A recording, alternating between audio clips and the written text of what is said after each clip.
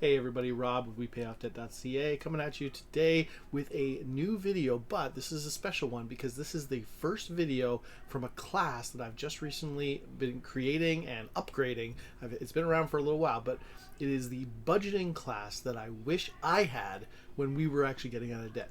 Okay, so what this first video will be is the introduction to the class, and over the next few weeks I'll be releasing the follow-up videos to the class. So hope you enjoy, hope you get some value out of it. Definitely comment below and let me know if you have any questions or confusions or frustrations that go along with this. But with that, let's jump into the video. All right, hello everybody. Rob here, coming at you with the introduction to the budget course. I hope you're ready to have a really mind-changing experience here. This is the thing, is that this is the course that I wanted when I was trying to get out of debt. When we were trying to get out of debt, we were really struggling to budget, truly struggling to get our money under control. And no matter what we seemed to do, it never ever worked. And it took years, a total of, before we actually got this system in place, about 28 months, so a little over 2 years. And that was of hard work, and all the years of budgeting before that, that was of hard work to get to a place where it actually worked. And that, when I say worked, you'll see what I mean as we go through this. It was really incredible change. So let's get started. So first off, a little bit about our story. This is my family, myself, my wife, my 2 boys. Before 2010, we were a married couple of double income, no kids. We were married way back in 2005. And so for 5 years, we were double income, no kids, making almost no money at the beginning because we were both students at the time. I was doing my master's in math, and my wife was doing her nursing degree. And eventually she graduated and got a nursing job. And that was a big increase from zero money to lots of money. So that was really nice. And then eventually I graduated as well. And so at that point we were double income, no kids for a couple of years. And those years were nice. Let me tell you, that was a lot of fun to be able to feel like we didn't have to worry about money. And in fact, we had extra money every month that we were paying off debt. Regular. We had a car loan, we had some student loans, and in fact, we paid off our car loan in that time. We had some student loans as well, line of credit, a couple things that were still there, but we were doing okay. But only because our living expenses were still student living expenses, and our income was now double income, professional jobs. So we were making really good money, and in that time, what we did is we bought a house. And we did some dumb with that too. That's another story, but we bought a house and we ended up having our first child, and that was 2010. That's Jacob. He's the one on the left in the picture there. And that was 2010. And what happened was my wife went on mat leave, and here anyway, she was actually entitled to a top up during her mat leave. She had 1 year off for mat leave, and for the first 3 months or 4 months, I'm not sure which, she was actually topped up to her full salary. Amazing benefit. But for the rest of the year, she was down at 55% of her salary. And, I was working at that time already, and she had been working for a while. And we said, you know what, no problem. The plan was that we went into it was this: we're not even going to change our lifestyle. We're not going to change anything about what we do. We're just going to live exactly the same way and purposely go into debt. Yeah, we were smart. And we're going to purposely go into debt, living the same lifestyle we're living right now, and with the goal of paying it off when we finish mat leave, when you go back to work. And that was no problem. She was planning to go back to work. It was all good. But then what happened was she finished her mat leave and she went back to work. And then we're like, oh yeah, daycare. Like, we literally had not even considered daycare in those plans about what the daycare would cost. That's how out to lunch we were on planning. That's how poor we were at planning, that we had, oh yeah, daycare. Who's going to watch Jacob? Okay. So the daycare cost pretty much ate up all of what we had been putting on debt repayment. And so what we had then was, over the course of the mat leave, we had built up about a $12,000 line of credit. So that's more than $1,000 a month, because it was less than 12 months that we didn't have full pay. So that was a lot of money that we built up in debt for no good reason. But we finished, we went back to work, and now we said to ourselves, okay, that line of credit, that's our focus. We're going to get that thing nailed, get it done. Well, from 2010, or I guess 2011 now, when she goes back to work, all the way to 2015, we actually didn't even see zero progress. We saw negative progress. Over those years, of course, shortly thereafter, having Jacob, we had to get the minivan. And don't you know that used minivans are not safe? So we went all out and we got a brand new minivan, and we found all the ways to justify it. And we spent $32,000, all debt, an 8-year loan, I think it was, right, on a Toyota Sienna, a very nice car. But yeah, that was a big loan, and that was a dumb decision. And so looking back, and so now we get to 2015, and in fact, that line of credit, which we were really focusing on for those 4 years there, it actually went up. It started at 12,000, and by the time 2015 came around, it was up at about 18,000, and that was really frustrating to me. But if you would have asked me, Rob, are you doing anything wrong? Are you being dumb in your finances? I would have said, no, we're doing our best. We're trying. It's not easy right now. And those are the kind of things I would have said, when in fact, no, there was so much money there that we were just wasting, just being really foolish with. So 2015, in the fall of 2015, I actually discovered Dave Ramsey. And if you don't know, he's a radio talk show host in the States. And he does a 3-hour show Monday to Friday. And I discovered him because of the podcast. I love listening to podcasts, and I had gotten into a lot of them at that point. And in searching, I came across this podcast and I started listening. And it was really interesting because he said some things that were things I knew and things I agreed with. He said some things that were very strange to me that I hadn't heard before. But then he also had this thing, which was called the debt-free scream. The debt-free scream, it was actually, now I've learned now, was inspired by an actual phone call. Literally, 20 years ago, he's been on the air almost 30 years now. 20 years ago or so, a lady called up and was so excited and nervous to be on the air. She goes, Dave, you wouldn't believe it. I'm debt free. I paid off the loan debt. Woo! And she hung up the phone. and everybody was sort of caught off guard. It was like, what is this? What is going on? But it was great.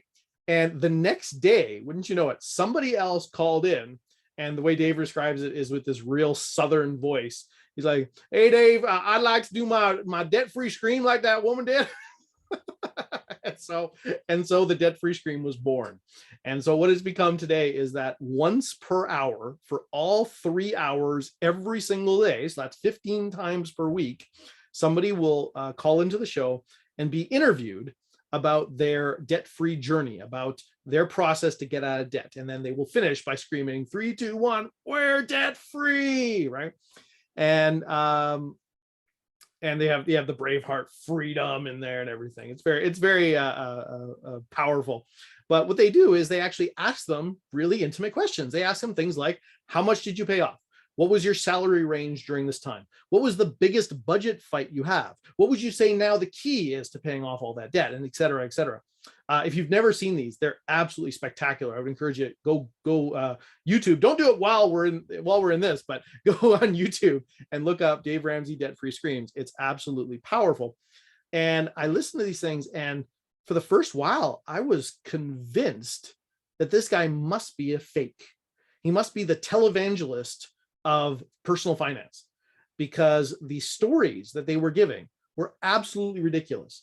People who were paying off more debt than I had, and were doing it in short amounts of time, making way less money than we did.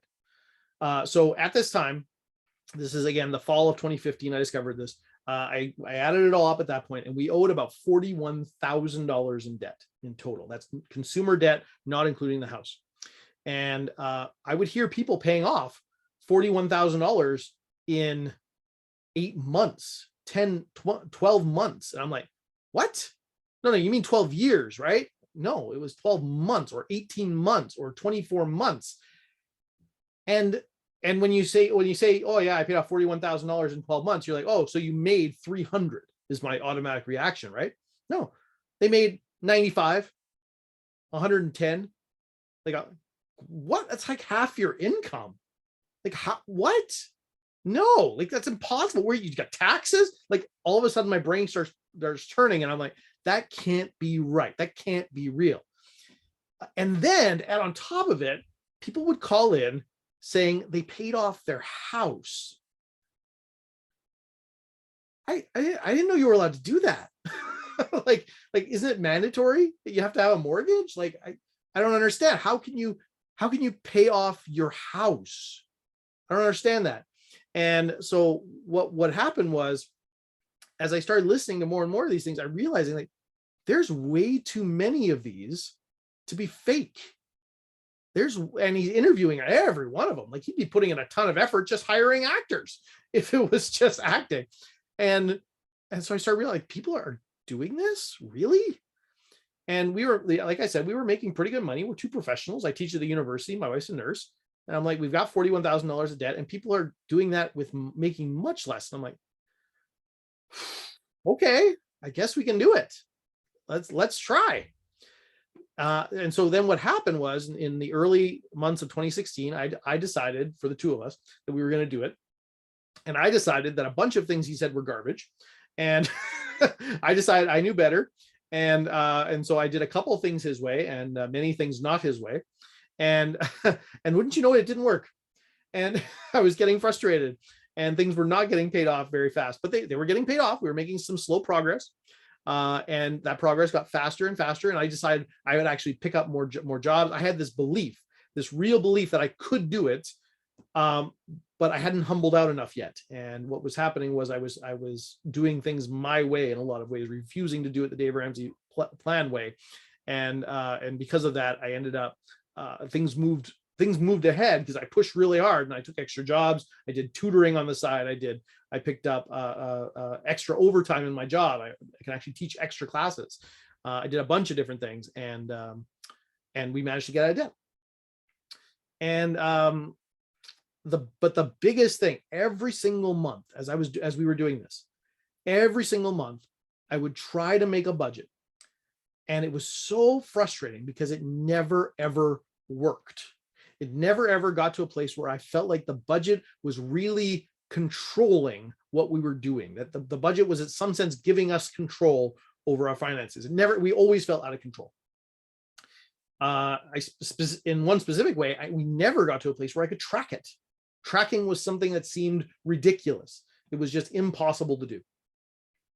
And so months and months would go by. I was trying a bunch of different spreadsheets. I'm a bit of an Excel guru, right? I can make spreadsheets really easy. So I'd be making all different types of spreadsheets, all different ways of doing it. I would try Google Docs where I could access the spreadsheet from my phone, and I would try all these kind of apps because I love apps. And so I'm trying all these different types of technology. I have a computer science degree as well, by the way. So I love computer stuff, and nothing worked.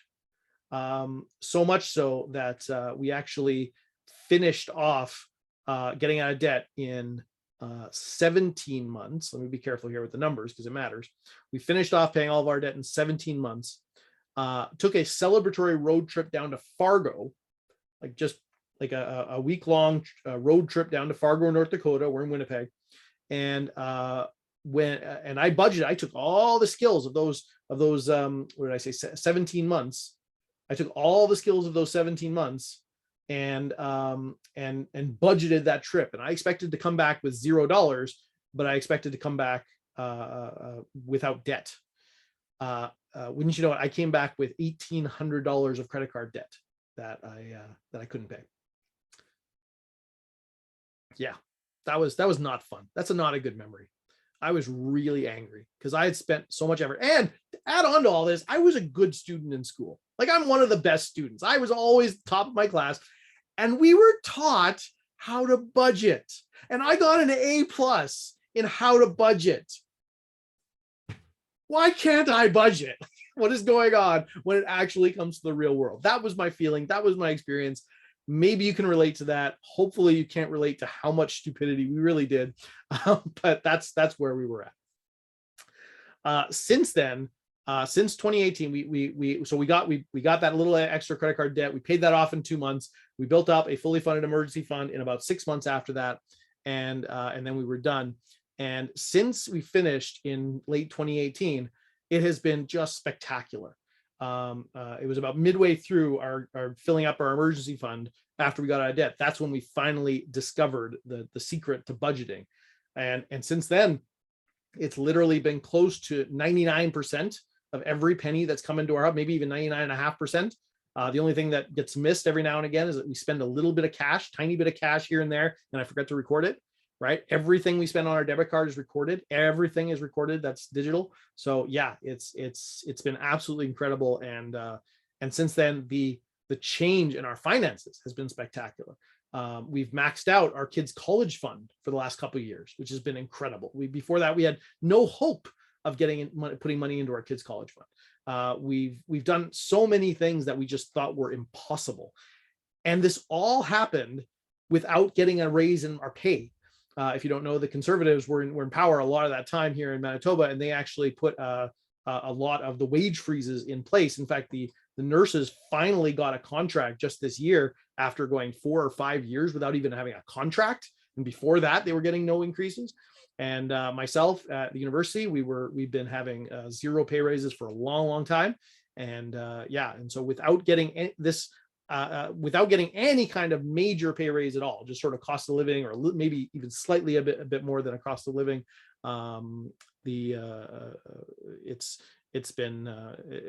it was really just a matter of controlling our money, really just a matter of changing our mindset, which really made the difference. All by God's grace, we somehow managed to figure out this budgeting thing. I might even say we've gotten to a place now where we've mastered it.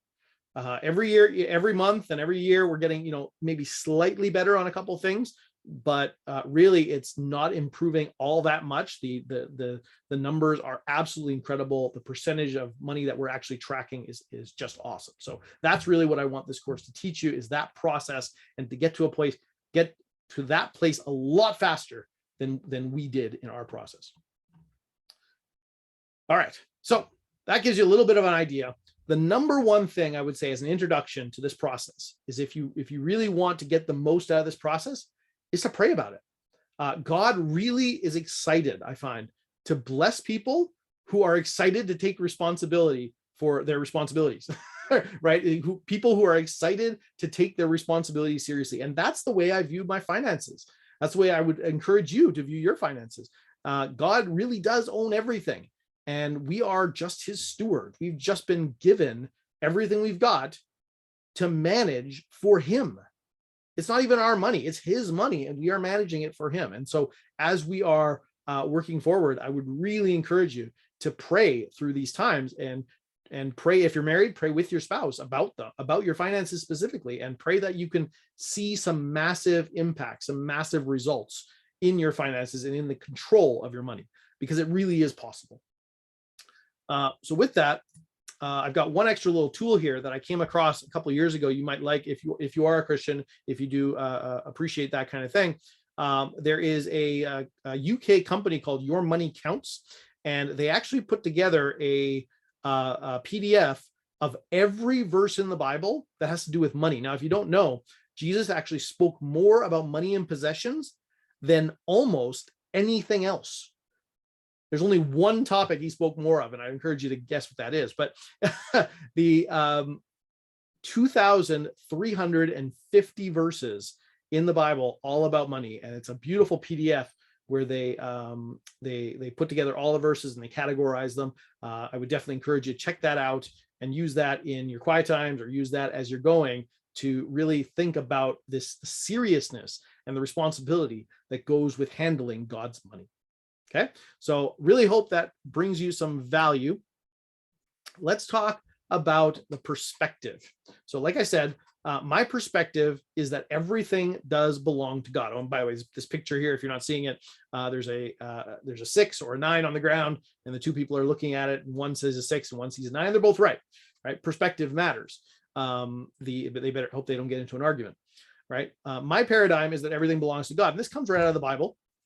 In Psalm 89, verse 11, it says, "The heavens are yours, and yours also the earth. You founded the world and all that is in it. The Bible teaches that everything in the world, including you, including me, including all of our money, belongs to God. It's his. We don't have a right to any of it, except he gives us a right to it. He gives it to us to manage for him. We are his stewards, is the old-fashioned word for it. And if you want a nice picture of what stewardship is like, I would encourage you to read the parable of the talents, or the parable of the bags of gold, depending on the version you look at. It's in Matthew 25, verses 14 to 28. Really encourage you. It is a scary parable when you realize you're a steward, because the guys who are good stewards, they get rewarded. The guy who's not a good steward, he does not get rewarded. And it's worse than not getting rewarded. Okay, I don't want to spoil the story for you, but it does not go well for the man who does not take good care of his resources. So definitely take a look at that, and definitely be thinking about that as you are taking this journey to making this budget.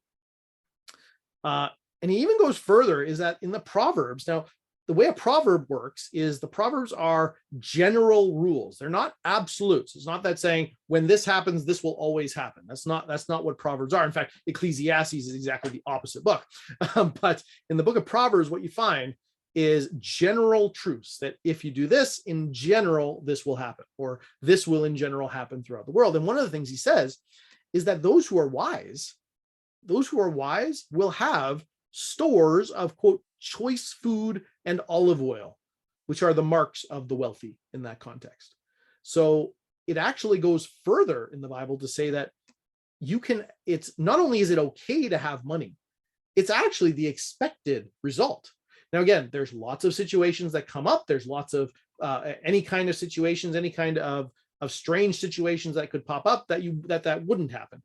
But this is how Proverbs work. The general rule is that when you're wise, good things happen, right? When you're wise with your resources, you actually see progress. You actually live on less than you make. You actually have savings. You actually have things in your house. Wealth is not evil. In fact, wealth is never considered evil in the Bible. The only thing that people usually think money is the root of all evil. No, it's not. The love of money is the root of all evil. Money is completely amoral, and what we've discovered over time is that money really just makes you more of what you are.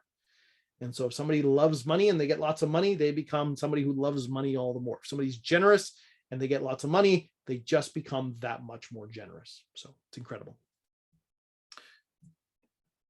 So each one of these lessons is going to have a bit of a mission or some exercises to do. And the first one for this lesson is to really figure out your why.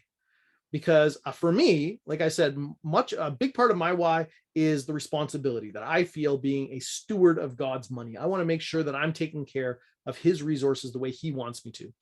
Stewardship is one of my whys, but of course there are lots of others. I mean, I do want to be able to send my kids to college. I don't want them to have to get student loans, which is a major issue these days, right? Maybe yours involves travel. You want to be able to travel in your retirement. And that could be just for fun. That could be because you want to be one of these people that literally travels around church to church and helping churches. Like, whatever the reason, it's not wrong to have things you want to do, to have goals you want to achieve. Do you want to be able to take care of your aging parents? Right? That's something I know a lot of people want to be able to do it. Do you want to be able to quit your full-time job? Maybe you've got a full-time job that you're good at and pays well, but you just don't like it. And you'd want to be able to do something else that pays less and have the freedom to do that, but you've got a mortgage payment to pay. And you've got 30, 40, 50, 100,000 in debt, and you're trying to pay that off, and you just don't have that freedom. So there's a lot of whys people could have, but the exercise I want to give you is to journal out some answers to the following questions. Number one, what would it look like if you woke up tomorrow and you took seriously God's call for you to manage your money, manage his money, really? What would that look like? What would be different in your life if you woke up tomorrow morning and you were taking it super seriously to manage God's money? Number two, what are some of your short to medium term financial goals? What are the things you want to see happen financially sometime between 6 months and 5 years from now? Number three, what do you want to do in your retirement? What are your goals 20 plus years from now? right? If you're looking towards retirement, what do you want your retirement to look like? And last, what would you do? What would you do professionally as a job? Like, what would you do as a career if money was no issue? If money was absolutely no issue, if you had as much money as you wanted, what would you do for a career? What would you do to make a difference in this world? Okay. If you're married, of course, do this. Do it on your. I would encourage you even do it on your own, both of you, and then share it with your spouse. Some of these conversations are so hard to have with our spouses, but some of them are so valuable. This process can really make a difference in your marriage if you let it. It really changed ours. Our communication skyrocketed through this process. Okay. So that's exercise 1, is go ahead and journal about that. Exercise number 2 for this class is join the Facebook group. And I would love it if you join the Facebook group and then share your why. Why is it you want to get control of your money? Is there something that I said that resonated with you? Or is there something that is really poking at your heart yourself? Something that you're saying to yourself, I have to get control of my money because what? Really answer that question. Okay. And that is where I'm going to finish this class. So with that, I would definitely encourage you to, if you need to, you can rewind and re-watch this class, get those questions, start journaling about those, and get in the Facebook group, and then share your why. And we will see you in the next class.